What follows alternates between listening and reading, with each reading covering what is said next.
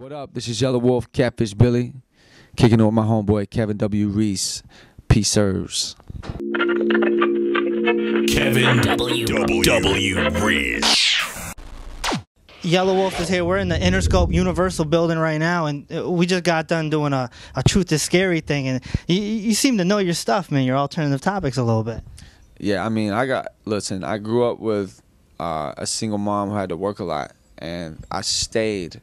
The only thing that made me feel safe, honestly, was like National Geographic and Discovery Channel, because I used to be at home alone a lot, like making my own dinners when I was really young, you know, really raising myself.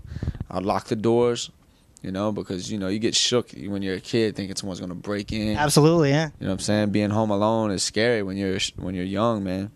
So I would turn on National Geographic, Discovery Channel. I'd fall asleep to it. That's my favorite channels, you know, even to this day, the Science Channel, you know.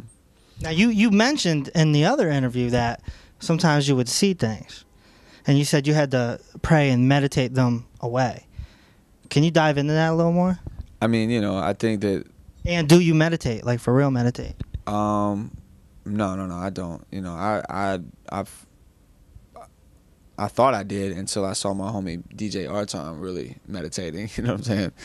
I focus. You know what I'm saying, and I say my prayers. You know, and I just like, you know, growing up in the South, man. You know, it's almost the culture, ghosts and goblins and Ouija boards. You know, I grew up around that kind of shit, man. My grandma had a Ouija board in her house, and I used to play Ouija boards with my mama. You know. And you dive off in that world, you know, you're gonna see things, you know what I'm saying? But you just bring it on yourself. That's what most people have. In my opinion, that's the misconception, you know what I'm saying? These dudes running around doing all that ghost hunter shit, they're hunting their own thing. You know, they don't realize why I'll walk in there and not see it. It's because I'm not looking for it, you know? Right. I don't want to see that shit. So, I mean, just like... And you got to be careful, man. That shit ain't no joke, man, you know? Now, a lot of people don't know this, but you were a skateboarder. Yeah, I am a skateboarder. You are a skateboarder, and you were on your way to being pro, and you hit some injuries, correct? I had aspirations of being a professional. I was never close, you know? I just really had the dream of it, and I went out west, and, yeah, I kept getting hurt. Music took a front seat. You know, and my passion for music took a front seat. But I still skate. I got my board in the truck, you know. If you didn't get injured, do you think you'd be a pro skateboarder right now and not a musician? Yeah, why not? Yeah, my homie John Newport is pro now, pro for arcade. And a lot of my friends have went on to make money in the business, you know.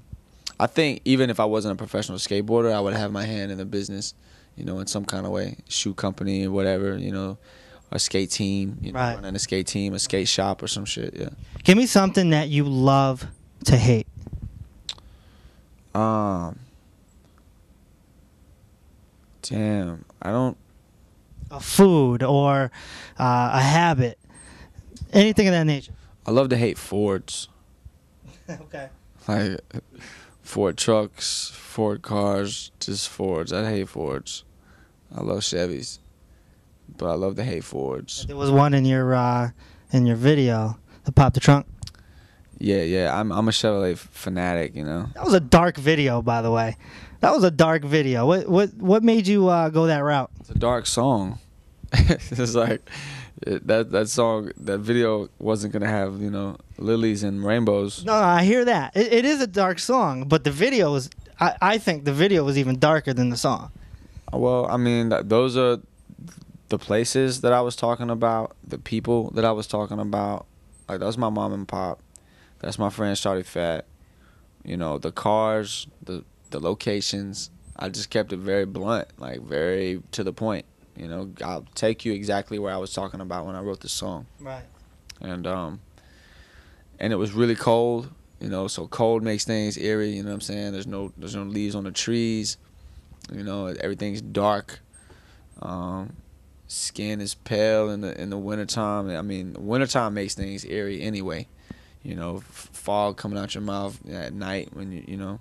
So I'm just saying, it just it was just meant to be that way. That video was you know, magic. You know, we took Motion Family, came out to Gadsden, and we just shot that video. There was no treatment written down. There was no location. You know, we just drove around and shot that video. Right. Okay. What to all your fans out there, okay? What is your mission statement? If you're a business, you as an artist, you're a business, you're a corporation. What's your mission statement? You want to be, you're not here for, you don't want to be here for a year. You don't want to be here for 2 years. You want a nice long career, which you're on the path of having right now. What's your mission statement that your fans can look back on and say, yeah, he kept that, you know, 5, 6, 7, 8 years from now? My mission statement, honestly, is to continue to evolve, man. Like, to challenge every album, you know, to grow, and grow up with my fans, because we will not stay young. Nobody's staying young in this world. So grow up with the music, mature with it, change with it, and, you know, mainly just not being afraid to try new music, you know, to challenge your fans, you know, to get up onto some new shit. And that's what I'm definitely doing, you know. Like, that is my mission statement. That's what I'm gonna do, you know, for the next 10 years. There's no telling where I'll be musically, but it'll get better and better and better, you know. A lot of people downplay Southern rappers, you know, outside of Luda, T.I., Andre 3000, but you got it, man. You could spit, so, you know, much success to you, man. I know we gotta go, but I just want to wish you the best, man. It's all good, man. Hey, man. Well, let me tell you something about Southern rappers. Don't sleep on rappers from the South that you might not think are lyrical, because it's not about that. Like, I'm a huge Shawty Lo fan. Right. Period. You know, like, for real. And why? Because I connected with him culturally. And my homeboy, rest in peace, Wayne Bush, that was his favorite rapper. You know, and that was his favorite album out at that time. You know, we ride back and forth to ATL in Georgia, back and forth. And my boy Weezy was just a hustler, just a dope boy. You know, he had been that for years and years and years. And that's the type of shit he liked. And because he liked that and enjoyed it, it made me enjoy it and understand it, because I understood him and I had friends like that. So, you know, like,